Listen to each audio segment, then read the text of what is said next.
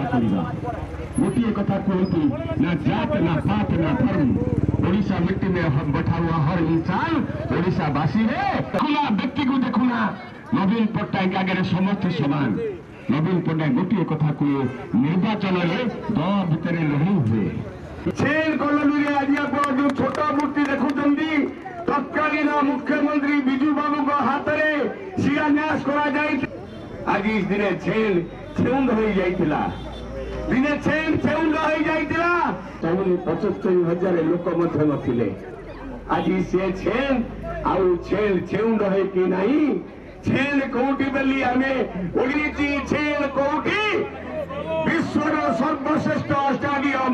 Birsa Munda stadium प्रतिष्ठा करी हम कथा कम कुए मु सब बेले करि थाए स्वप्न देखा मत सुजोग दरकार अच्छी मनुष्य स्वप्न देखा कथा आप हुए आर थरक राउरकेला टिकेट को 3 कोटी टंका बिड करा जाइतिला किंतु आपण मान शक्ति टिकेट मु पाइतिले आपण शारदा भाई पाइतिला बिजु जनता दल जड़े श्रृंखलित सदस्य भाव आज महान जननायक प्रबाद पुरुष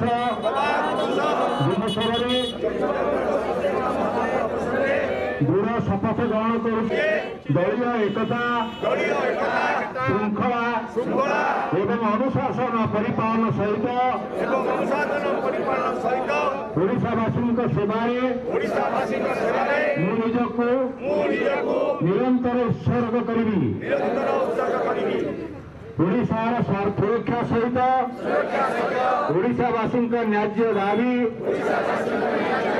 हासिल निमंते निर्भीकतार सहित संग्राम जारी रखी ओडिशावासी कल्याण सशक्तिकरण निमंते उत्सर्गीकृत मनोभाव नहीं निरंतर कार्य करने सहित एक समृद्ध सशक्त और स्वाभिमानी नवीन ओडिशा गढ़िया आज दृढ़ शपथ ग्रहण करुछि।